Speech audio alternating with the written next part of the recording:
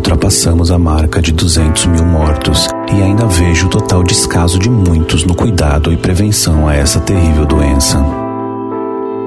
No início, temiam um isolamento total devido à queda na economia, desconsiderando vários estudos que apontavam justamente o contrário.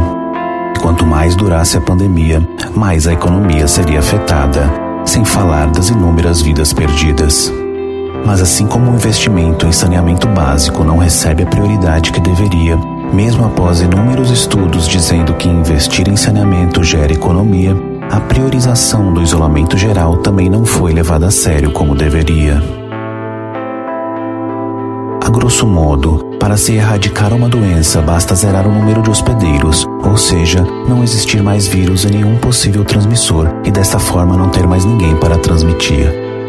Conseguimos isso com a imunização de todos através de vacinas ou através de uma fórmula simples, que seria a quarentena total por período igual ao de incubação do vírus mais o período de recuperação dos infectados.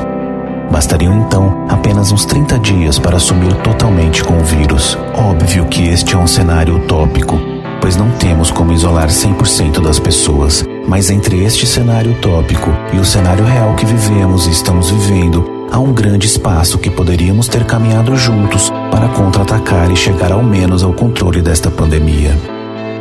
A falta de um controle estruturado e centralizado por parte deste governo negacionista foi sim e ainda é um ponto muito crítico e negativo para o sucesso no combate a esta praga. No entanto, o governo não nos obrigou a sair de casa. Não me refiro aos que realmente necessitavam sair, como os trabalhadores de serviços essenciais e os que dependiam exclusivamente de subsídios do governo para poderem manter o isolamento. Refiro-me aos jovens de forma geral e às suas necessidades egoístas de terem que curtir uma balada, seja nos bailes de rua, bares e casas noturnas ou em festas particulares.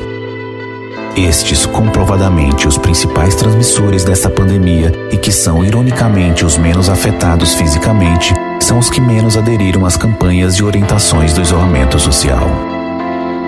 Em sua grande maioria, assintomáticos ou com sintomas leves, parece que só se dão conta da gravidade de seus atos quando um parente ou amigo muito próximo se vai. Não vejo outra palavra para descrevê-los que não seja egoísmo. Em um cenário global como esse, com grandezas tão diferentes de nosso dia a dia, fica muitas vezes difícil nos conscientizar desses números exorbitantes de contágios e mortes que já atingimos. Vou tentar transformar em uma forma palpável todas essas grandezas. Uma pessoa infectada transmite em média para outras 2 a 6 pessoas, considerando um hábito sem extravagâncias e com respeito moderado às recomendações de cuidados da OMS. No entanto, este número pode chegar facilmente entre 10 a 30 em pequenas reuniões familiares e ultrapassar facilmente os 100 em festas maiores, conforme muitos estudos e conforme temos visto na prática. Imaginem agora em grandes baladas, com mais de 1000 pessoas, como também temos visto constantemente em reportagens por todo o país. As grandes festas e baladas, principalmente em casas noturnas, são potenciais supertransmissores, pois elas possuem 3 propriedades em comum. O espaço fechado e coberto, que aumenta a aglomeração e dificulta manter o distanciamento. A ventilação precária ou nenhuma ventilação, o que propaga e acumula muito mais gotículas de saliva no ar, o chamado aerosol. E o som ambiente alto, o que exige que as pessoas falem muito mais alto que o normal, que faz com que suas conversas produzam muito mais partículas. O vírus costuma ficar incubado entre 2 a 14 dias, sendo uma média de 5 dias, para então começarem os sintomas. Estudos indicam que o contágio começa por volta de 2 dias antes do início dos sintomas e continua até o fim deles, mas muitos são assintomáticos ou com sintomas leves que até mesmo nem percebem. Sendo bastante conservador, vamos imaginar que em um final de semana, apenas uma pessoa infectada foi para a balada e tenha contagiado apenas 25 pessoas. No final de semana seguinte, elas já estarão em tempo de serem transmissores, e desses 25, vamos supor que 20 estão assintomáticos ou com sintomas leves e retornam para as baladas, e contaminam novamente cada uma mais 25 pessoas. E novamente esse padrão se repete nos próximos 2 finais de semana, ou seja, a cada 25 contaminados, 20 retornam para as baladas no final de semana seguinte.